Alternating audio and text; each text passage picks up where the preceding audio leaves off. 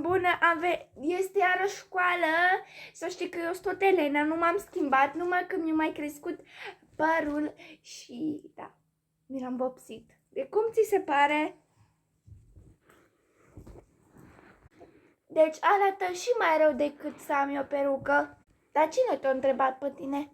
Mama ta m-a întrebat. Tu m-ai întrebat. Da, bine. Uite-te la astea cum se ceartă între ele. Zici că sunt mumele pădurii. Da, și tu crezi că ești mai bună? Desigur că dacă toată lumea mă iubește. Deci mi-a luat țeapă cum o zis că toată lumea o iubește, că îmi vine să vomit. Ai dreptate, mi-ar trebui și mie la wc. Vomită în WC-ul tău. Gata, gata copii, acum începem să învățăm. Doamnă, am o întrebare. Ce vrei, măgarule? Nu, Star, ok? O să plece eleva asta nouă odată.